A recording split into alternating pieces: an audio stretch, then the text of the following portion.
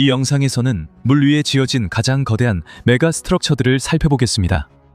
그럼 바로 시작하겠습니다. 12. 베네치아의 모스트 홍수 차단벽. 모르시는 분들을 위해 설명드리자면 바다 밑에는 베니스를 심각한 홍수로부터 보호할 수 있는 거대한 장벽들이 있습니다. 이 시스템을 모스트라고 부릅니다. 78개 거대한 강철 게이트로 이루어져 있습니다. 이 게이트들은 베네치아 석구와 아드리아 해를 연결하는 3개의 입구에 설치되어 있습니다. 물높이가 정상일 때는 게이트들이 바닷속 바닥에 누워 있습니다. 이 게이트들은 거대한 콘크리트 구조물 안에 숨겨져 있습니다. 수면 위에서는 보이지 않습니다. 물과 선박도 자유롭게 통과할 수 있습니다. 하지만 매우 높은 조수나 폭풍 해일이 다가올 때는 게이트 안으로 압축 공기가 주입됩니다. 공기가 각 게이트 안에 있는 물을 밖으로 밀어냅니다. 그래서 게이트가 떠오르며 점차 세워집니다. 모든 게이트가 올라가면 아드리아 해에서 오는 물을 막을 수 있습니다. 너무 높은 물이 석호로 들어오지 못하게 됩니다. 이로 인해 베네치아가 침수될 가능성이 줄어듭니다. 도시가 이렇게 낮은 곳에 위치해 있기 때문에 이런 보호가 필요합니다. 베네치아는 얕은 석호 안에 있는 여러 작은 섬들 위에 세워졌습니다. 이곳에는 수많은 운하, 오래된 교회, 집, 광장, 그리고 수백 년 동안 서 있는 건물들이 있습니다.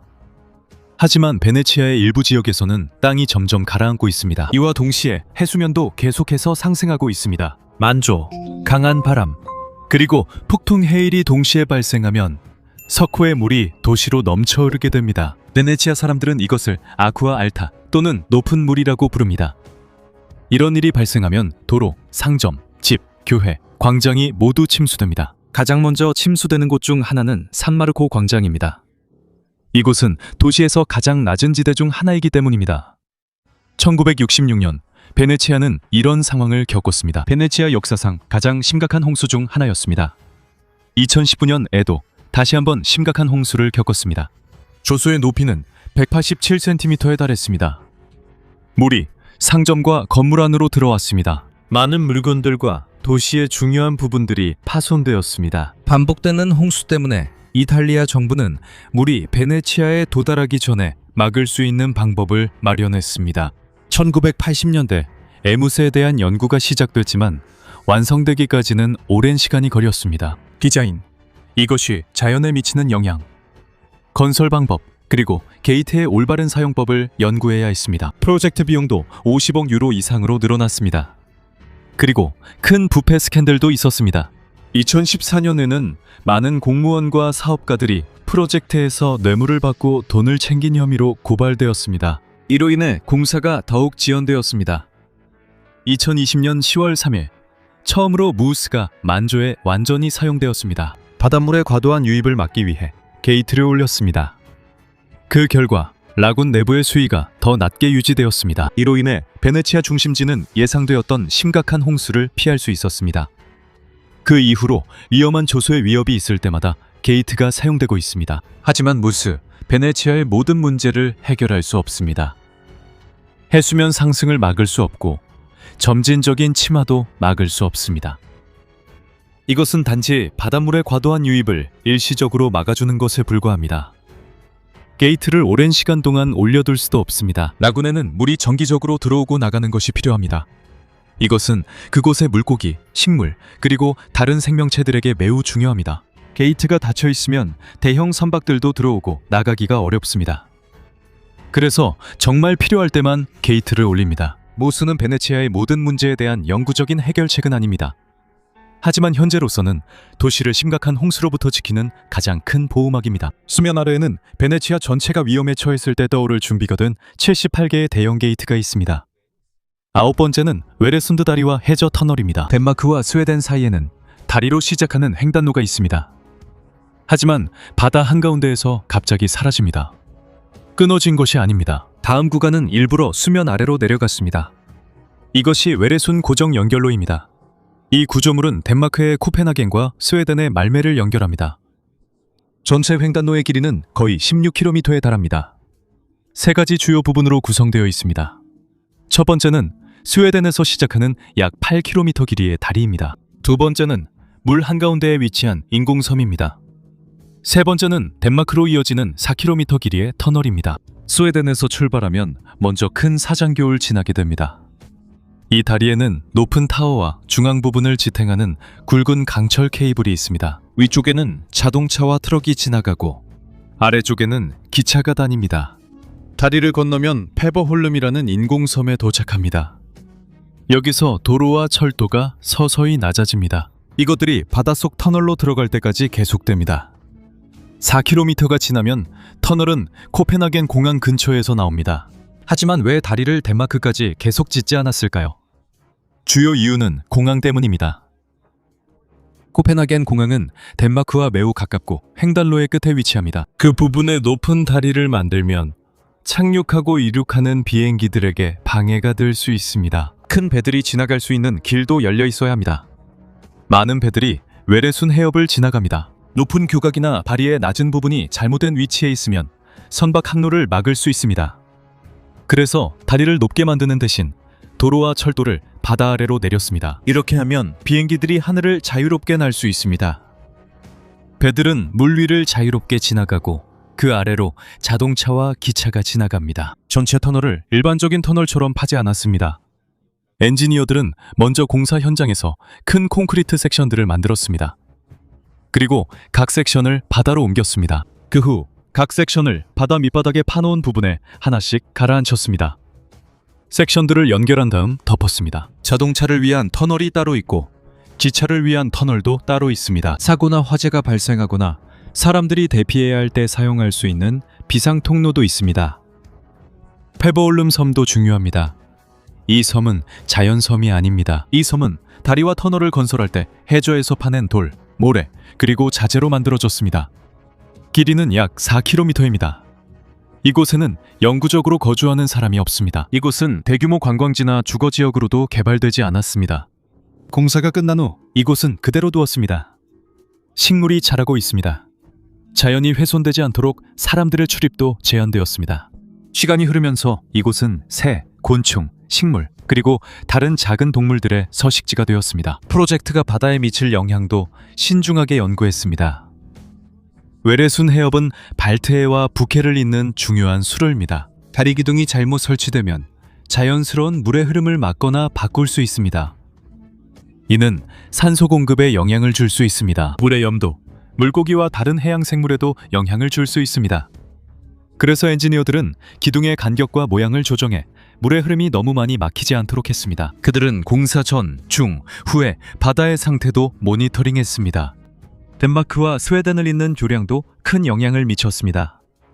그 전에는 코펜하겐과 말메 사이를 오가는 주요 교통수단이 페리였습니다. 승객들은 기다렸다가 배를 타고 바다를 건너야 했습니다. 2000년 7월 1일 에웨레순 해협 연결로가 개통되면서 이동이 훨씬 더 빠르고 쉬워졌습니다. 이제 자동차, 트럭, 기차가 바로 통과할 수 있게 되었습니다. 오늘날 많은 사람들이 한 나라에 살면서 다른 나라에서 일하거나 공부하고 있습니다. 제품 운송과 코펜하겐 공항으로 가는 것도 훨씬 더 빨라졌습니다. 이로 인해 코펜하겐과 말메의 비즈니스, 일자리, 교통이 더 밀접하게 연결되었습니다. 하지만 덴마크와 스웨덴은 여전히 서로 다른 나라입니다. 여전히 국경 검문이 있어서 느려질 수도 있습니다. 이 프로젝트에서 가장 훌륭한 점은 여러 문제에 대한 해결 방식을 제시했다는 것입니다. 자동차와 기차가 지나갈 수 있는 길이 필요했습니다. 배들이 막히지 않아야 했고 공항 근처의 비행기들도 안전해야 했습니다. 그리고 바다의 자연스러운 물 흐름도 유지되어야 했습니다. 그래서 그들은 다리를 인공섬까지 만들고 그 다음에는 물속 아래로 터널을 이어서 만들었습니다. 바다 한가운데에서 다리가 사라지는 것은 실수가 아닙니다. 바로 그 부분이 전체 설계에서 가장 중요한 부분입니다. 8번째입니다. 홍콩 주하이 마카오 대교. 이것은 세계에서 가장 긴 해상 횡단 시스템입니다. 이 다리는 총 길이가 55km에 달하며 중국 남부의 홍콩, 주하이, 마카오를 연결합니다. 이것은 단순히 일직선 다리가 아닙니다. 이 다리는 긴 교량, 인공섬, 그리고 해저 터널로 구성되어 있습니다. 주요 구간은 거의 23km에 달하는 교량으로 이루어져 있습니다. 바다 한가운데에 이르면 도로는 인공섬으로 내려가고 6.7km 길이의 해저 터널로 들어갑니다. 터널의 반대편 끝에서는 도로가 다시 또 다른 인공섬 위로 올라오고 이후 다시 교량으로 이어집니다. 이 구간을 터널로 만든 이유는 대형 화물선의 주요 항로를 계속 열어두기 위해서입니다. 선박들이 높은 다리 아래를 지나가는 대신 터널 위를 지나가고 차량들은 바닷속 촉터널을 달리게 됩니다. 이곳은 활발한 선박 항로이기 때문에 건설이 어려웠습니다. 또한 이 지역은 강한 태풍이 자주 발생합니다. 전체 연결 구간은 강풍과 지진을 견딜 수 있도록 설계되었습니다. 주강 하구 주변에는 중국 흰돌고래도 서식하고 있습니다. 그래서 공사가 그들의 서식지에 미치는 영향을 주의 깊게 살펴봐야 했습니다. 주요 공사는 2009년에 시작되었고 이 연결 구간은 2018년 10월 24일에 개통되었습니다. 이로써 홍콩, 주하이, 마카오 이동이 훨씬 빨라졌습니다. 예전엔 육로로 멀리 돌아야 했고 비용도 많았지만 이제 더 짧은 시간에 이동할 수 있습니다. 교통 상황과 국경 검문에 따라 다릅니다. 여기서 가장 인상적인 것은 그 설계입니다. 배가 지나가야 할 때 다리를 높이지 않았습니다. 대신에 도로 전체를 바닷속 아래로 내렸습니다. 7번째, 템스 반격입니다. 템스강에는 런던을 심각한 홍수로부터 보호하는 거대한 강철 게이트가 있습니다. 이것이 바로 템스 방벽입니다. 이것은 런던 동쪽의 올리치에 위치해 있습니다. 10개의 강철 게이트가 설치되어 있으며 한 구간의 너비는 500m가 넘습니다. 물이 정상일 때는 주요 게이트들이 강바닥에 내려가 있습니다. 그래서 선박들이 자유롭게 지나갈 수 있습니다. 하지만 북해에서 높은 물이 밀려올 때는 게이트를 들어올리고 회전시킵니다. 이 게이트들이 닫히면 폭풍 해일이 런던 중심부에 도달하기 전에 차단됩니다. 이것은 매우 중요합니다. 왜냐하면 북해에서 강한 폭풍이 불면 엄청난 양의 물이 템스강으로 밀려들 수 있기 때문입니다. 만약 이 폭풍이 만조와 겹치게 되면 강이 범람하여 도시의 저지대가 침수될 수 있습니다. 주택, 사업체, 교통 시스템, 그리고 중요한 정부 건물들이 영향을 받을 수 있습니다. 1974년에 공사가 시작되었습니다. 이 방벽은 1982년에 운영을 시작했고 1984년에 공식적으로 개장되었습니다. 4개의 가장 큰 게이트는 각각 61m의 너비를 가지고 있습니다. 각 게이트의 무게는 3,000톤이 넘습니다. 전체 방벽은 약 90분 만에 닫을 수 있습니다. 하지만 반드시 만조가 오기 전에 이 작업을 완료해야 합니다. 그래서 홍수 전문가들은 날씨, 바람, 조수, 그리고 북해의 물의 움직임을 면밀히 관찰합니다. 런던의 위험이 닥칠 가능성이 보이면 그들은 방벽을 닫도록 지시합니다. 이 방벽은 운영을 시작한 이후 여러 번 사용되었습니다. 하지만 해수면 상승과 기후변화로 인해 위험이 점점 커지고 있습니다. 원래 이 방벽의 주요 설계 수명은 2030년까지만 예상되었습니다. 하지만 영국 환경청에 따르면 유지보수와 업그레이드 덕분에 이 방벽은 2070년경까지 런던을 계속 보호할 수 있다고 합니다. 이 방벽은 템스강 하구 2100 계획에도 포함되어 있습니다. 이 계획의 목적은 세기 말까지 런던의 홍수 방어를 강화하는 것입니다. 현재 템스 방벽은 여전히 경계를 지키고 있습니다. 강이 평상시일 때는 조용히 있습니다. 하지만 물이 불어나면 이 거대한 게이트들이 런던 전체를 지키는 방어망 역할을 합니다. 이 주요 시설 중 하나가 이타이프 댐입니다. 브라질과 파라과이의 국경에 세계에서 가장 큰 수력발전댐 중 하나가 있습니다. 바로 이타이프 댐입니다. 이 댐은 파라나강에 건설되었으며 브라질과 파라과이가 공동으로 관리하고 있습니다. 이 댐은 저수지에서 나오는 강한 물살을 이용해 전기를 생산하며 물을 대형 터빈으로 통과시킵니다. 대형 터빈을 통해 물이 흐릅니다. 그리고 이 회전 운동을 발전기가 이용해 전기를 만듭니다. 이타이프에는 20개의 발전 유닛이 있습니다. 각각은 700메가와트의 전기를 생산할 수 있습니다. 모두 합치면 이 댐의 총 용량은 14,000메가와트입니다. 파라과이의 전기의 상당 부분이 여기서 나옵니다. 브라질에도 중요한 전력을 공급합니다. 전체 댐의 길이는 거의 8km에 달하며 가장 높은 부분은 116m에 이릅니다. 대규모 공사는 1975년에 시작되었습니다. 이 댐을 건설하기 위해 파라나강의 일부 물길을 먼저 돌려야 했습니다. 작업자들은 댐이 건설되는 동안 물이 흐를 수 있도록 큰 수로를 파냈습니다. 수백만 입방미터의 흙과 돌이 제거되었습니다. 전체 프로젝트에는 1200만 입방미터가 넘는 콘크리트도 사용되었습니다. 하지만 이 댐을 건설하는 데에는 큰 대가가 따랐습니다. 저수지를 채울 때 아주 넓은 땅이 물에 잠기게 되었습니다. 여기에는 숲, 여러 지역사회, 그리고 한때 세계에서 가장 강력한 폭포 중 하나였던 과이라 폭포도 포함되어 있습니다. 많은 가족들과 원주민 공동체들도 오랫동안 사용해오던 집과 땅을 잃게 되었습니다. 그래서 이타이프가 재생 가능한 전기를 생산한다고 해도 이것이 자연과 사람들에게 아무런 피해가 없다는 뜻은 아닙니다. 브라질과 파라과이의 협정도 이 역사의 중요한 부분 중 하나입니다. 그들의 조약에 따르면 두 나라는 발전소에서 생산되는 전기의 절반씩을 가질 권리가 있습니다. 하지만 파라과이의 전력 수요는 더 적습니다. 그래서 남는 부분은 합의된 시스템에 따라 브라질에 넘기거나 판매하게 됩니다. 몇 년 동안 이 전기에 대한 가격과 요금이 긴장의 원인이 되기도 했습니다. 이로 인해 두 나라는 어떻게 하면 그들의 합의가 더 공정해질 수 있을지 여러 번 논의해 왔습니다. 이타이포는 더 이상 연간 발전량으로는 늘 1위가 아니지만 여전히 가장 강력한 발전소 중 하나로 남아 있습니다. 그리고 세계에서 가장 중요한 수력 발전소입니다. 이곳은 엄청난 양의 재생 가능 전력을 공급합니다. 동시에 이곳은 거대한 에너지 프로젝트가 큰 이익을 가져다 줄 수 있다는 것도 보여줍니다. 하지만 영구적인 토지, 자연, 그리고 지역사회 상실도 초래할 수 있습니다. 다섯 번째, 밀라우 고가교. 프랑스 남부에는 매우 높은 다리가 있습니다. 그래서 때때로 구름에 가려지기도 합니다. 이것이 바로 밀라우 고가교입니다. 이 다리는 타른 계곡 위를 지나가며 A75 고속도로의 일부입니다. 이 다리의 가장 높은 타워는 지상에서 꼭대기까지 343m에 달합니다. 에펠탑보다 더 높습니다. 도로 자체는 계곡이 약 270m 높이에 있습니다. 이 다리는 엔지니어 미셸 베를로디에와 건축가 노만 포스터가 설계했습니다. 공사는 2001년에 시작되어 2004년에 다리가 개통되었습니다. 계곡이 매우 깊기 때문에 위에서 도로를 건설하는 것이 쉽지 않았습니다. 그래서 계곡 양쪽에서 먼저 긴 강철도로 부분을 만들었습니다.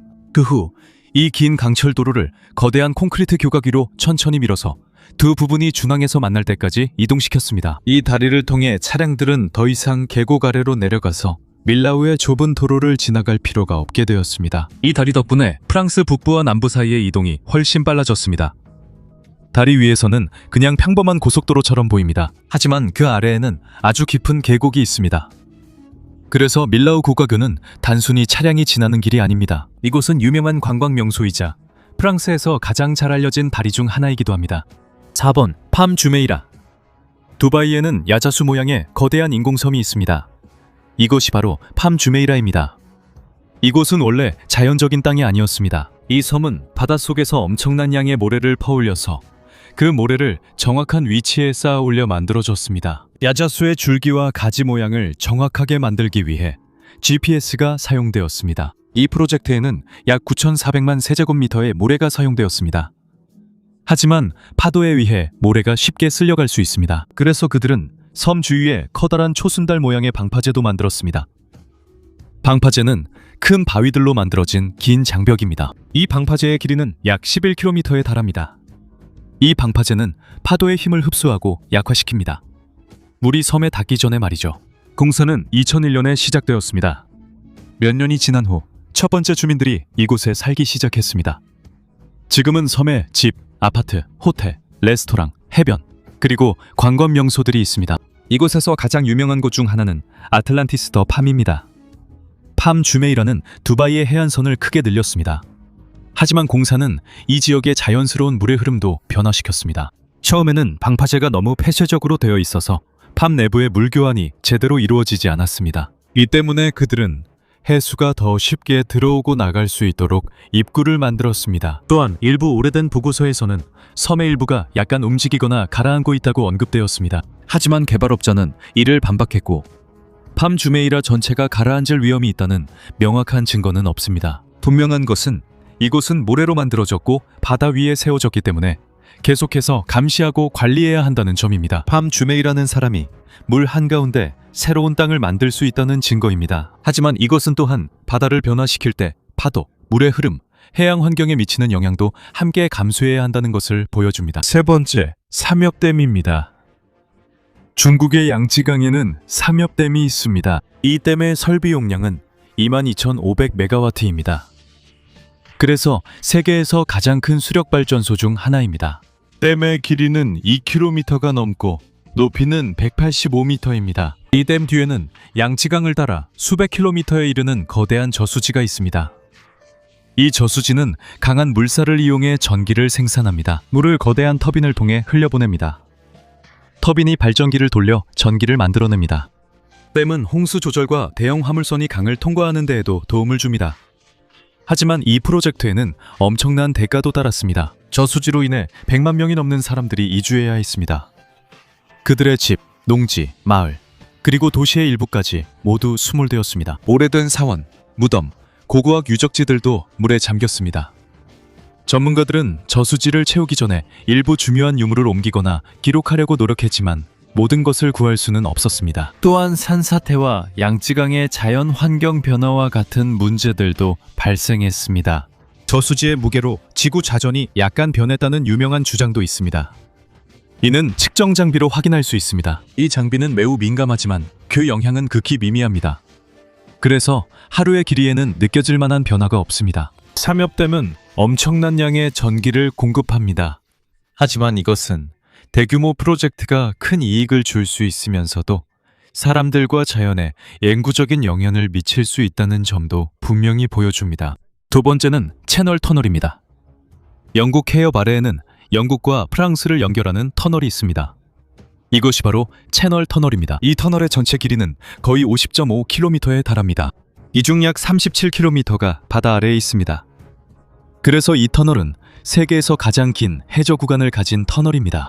일반 자동차는 이 터널을 혼자서 통과하지 않습니다.